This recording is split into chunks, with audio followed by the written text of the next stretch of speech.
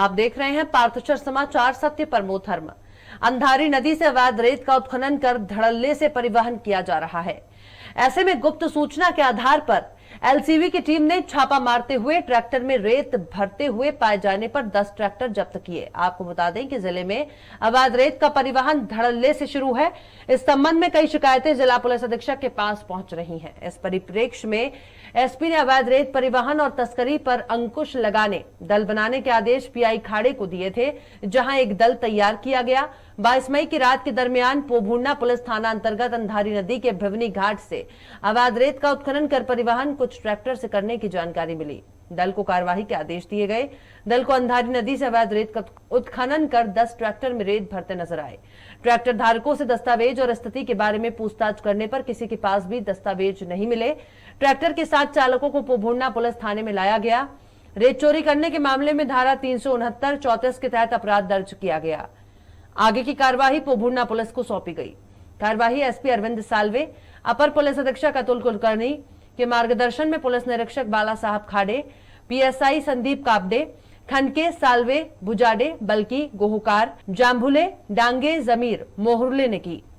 CBSE की 12वीं कक्षा की परीक्षा पर रक्षा मंत्री राजनाथ सिंह की अध्यक्षता में हुई मंत्री समूह और राज्यों की बैठक में कोई फैसला नहीं हो सका।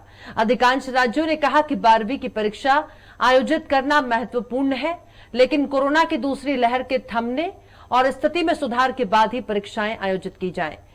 दिल्ली और महाराष्ट्र ने न सिर्फ परीक्षा रद्द करने की सिफारिश की, बल्कि यहां तक कह दिया कि परीक्षा देने वाले देश के करोड़ों बच्चों और टीचर्स स्टाफ के वैक्सीनेशन के बाद ही परीक्षा ली जानी चाहिए। बच्चों को वैक्सीन लगवाने के लिए केंद्र सरकार को फाइजर कंपनी से बात करनी चाहिए। वहीं बैठक में मौजूद उत्तर प्रदेश के शिक्षा मंत्री दिनेश शर्मा ने कहा कि जो भी तिथियां तय होंगी उसमें परीक्षाएं आयोजित कर 1 महीने के अंदर नतीजे भी घोषित कर देंगे। केंद्रीय शिक्षा मंत्री रमेश पोखरियाल ने सभी राज्यों से 25 मई तक लिखित में सुझाव देने के लिए कहा है।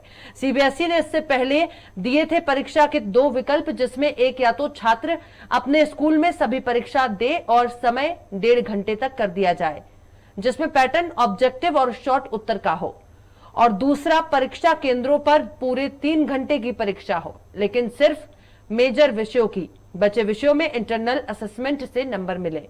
बैठक में नीट, जेई जैसे प्रोफेशनल कोर्सेज के एंट्रेंस पर भी विचार हुआ, मगर इनकी तिथि पर 12वीं की परीक्षा की तिथि तय होने के बाद ही फैसला संभव है, ऐसा तय हुआ।